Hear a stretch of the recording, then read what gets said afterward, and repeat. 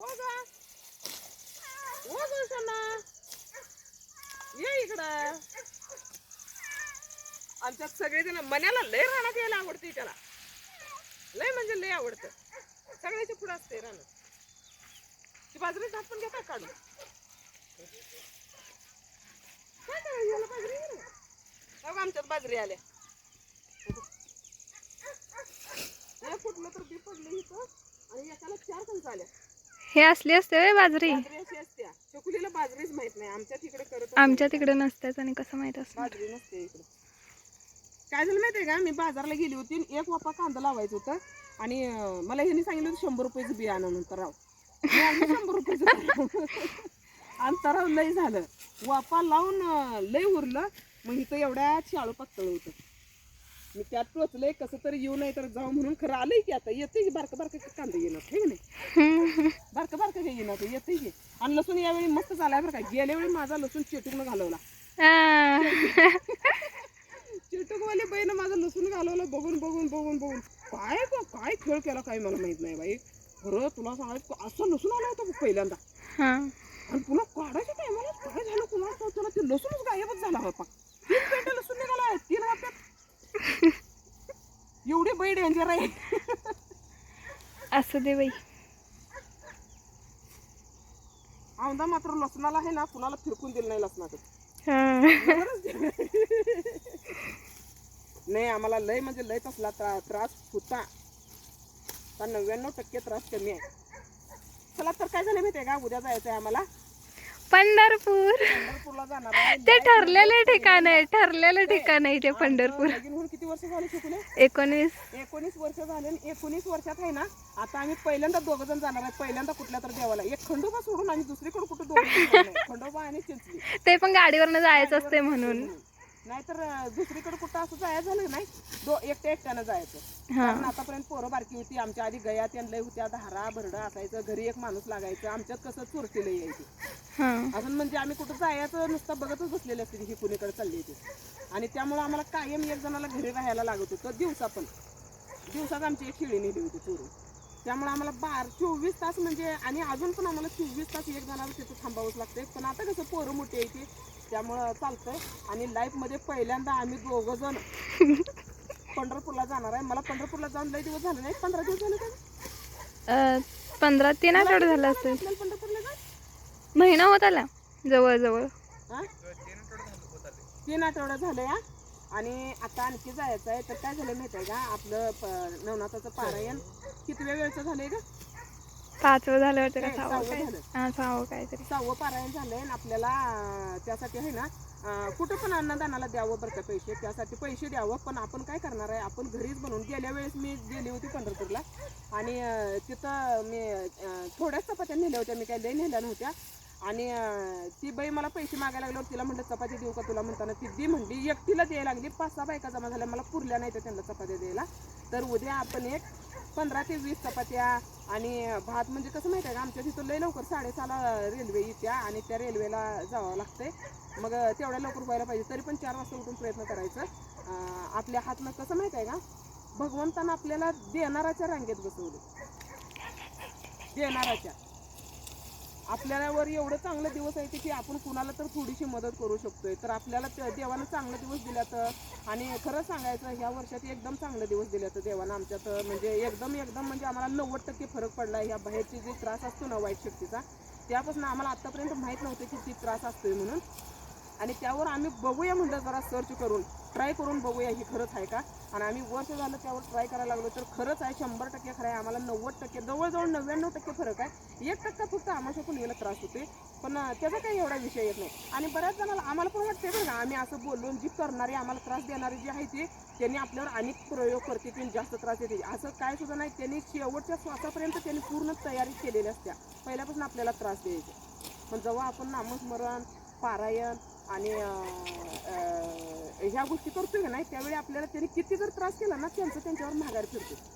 आणि एवढं पण आहे बरं का, आपण नामस्मरण करायला लागलं ना आपल्याला माहीत सुद्धा नसते की ती माणूस इतका चांगला आपल्या संग बोलतो ती आपल्याला इतका त्रास देत असेल आतनं. म्हणजे लपून वार करणं. पण नामस्मरण करायला लागलं ना आपल्याला सगळं स्वप्नात दाखवते बरं. आम्ही तर असं म्हणजे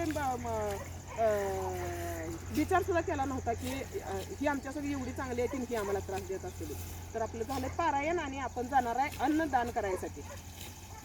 अन्नदान म्हणजे कसं तिथं ते म्हणजे सगळ्यात जास्त भिकारी म्हणजे मागतकरी पंढरपूरलाच असते ते.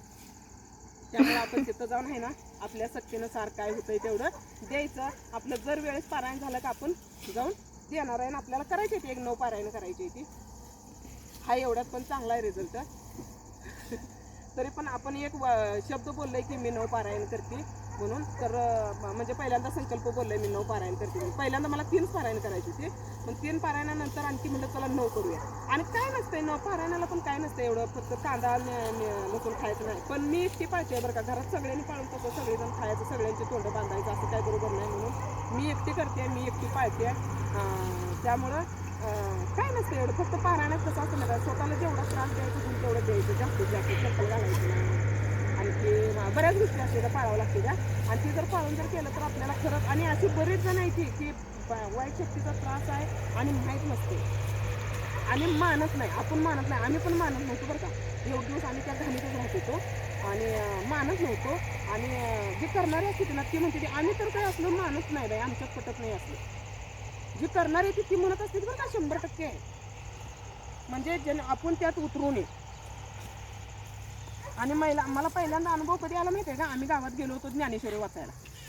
आम्ही ज्ञानेश्वरी वाचायला गेलेलो. मला ज्ञानेश्वरी वाचेपर्यंत कंबर इतकी मला खालू देत नव्हती. तर आज मी कंटिन्यू 6 तास बसून तिला पारायण करते. 6 तास बसून माझी नखभर सुद्धा कंबर दुखत नाही. तर एवढा चांगला रिझल्ट आहे. त्यामुळे आपण जाणार आहे उद्या ह्याला पंढरपूरला. त्यामुळे बघूया. म्हणून आता वैरण तोडायला ही उद्याची तयारी. हे पण तोडायची कधी बारीक आहे ते वेगळं मोठं कशाला वेगळी ह्याच्यावरच घेऊन येते. बस केवढं ते वाढे टाइम हे टाइम होते काय. मी एवढं नेलं होतं सकाळी, ह्याला जास्त नेलं होतं तेव्हा ती 2 दिवसात तोडली. म्हण्या त्या बघ तिथे चिमणी आहे, घावत्या काय बघ तुला. मोठं वर नाही. पाच खाल्ली होती तिकडे जाऊन बघा तिकडे.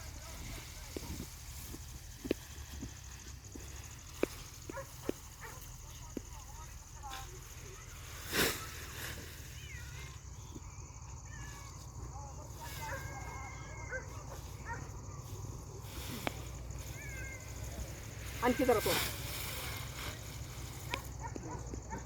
बास वाडा आहे. हो मी काय घातलं नाही, नाहीतर मला कापतंय, नाहीतर मी हे केलं असतं, तोडलं असतं. बस एवढंच थोडा वेळ ते पुरलं काय एक टाकायचं वाढायचं टाकायचं बस होते त्याला. 2 टाइम भरटा टाकायचं. बघितलं का असंच भांडणं सुरू होतं त्यांची. रोज असते भांडते ते भांडतात, दोघं पण भांडत नाहीत. गोळा पण करत नाही तिथं उरलेलं चिपाड. आता तर तिथं व्हिडिओ करूया. तिथे चिपाड असली तर आहे ना येथून गाठलंय आम्ही. कधी रोज घालतोय. खोटं बोलताना बघ. विचार त्याला गाठलं की नाही रे. ती होळीच म्हणणार की ते एवढंच हुशार आहे तो. काडी लावण्यात चिपाड वाढली की एवढी एवढी बारकी. घरात लागणाऱ्या प्रत्येक भांडणात त्याचं जरा न जरा काहीतरी श्रेय असतंच. ते असते त्याला. एक नुसतं दूध जरी उतू गेलं आणि ते जर भैयानं बघितलं त्याच्या पोटात असं ठस ठस ठस ठस करतोय. कधी एकदा जाऊन पप्पाला सांगतोय.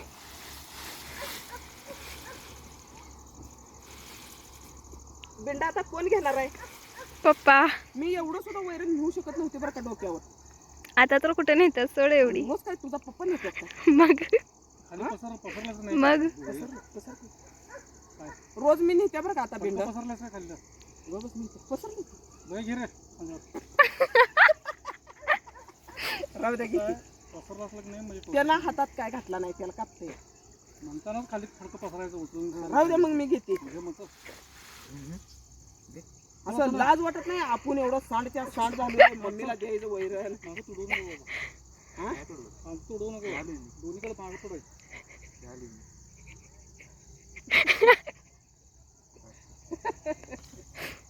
मी घेते म्हणता लगेच घे मग जातो मी म्हणते. धर धर मुला कांदा तेवढं सफाई कर बाय. हाय तेवढं 4 तुडवल्या पाया मानवर कापलं बघ. खाली बाजू एका हातात घेऊन जातोय ते एवढं कुठं आहे. कापलं बघ. कापतंय बघ. कापलंच नाही मला. खाली फडकं सफाईत व्हायचं पसरत म्हणजे नाही अगदी काम केले म्हणे घामाला. मग काय उभारलं होतं काय तुझ्यासारखं? बघा विचार करा, मी चप्पल घालत नाही तरी सुद्धा मला रानात आणतात त्यांनी.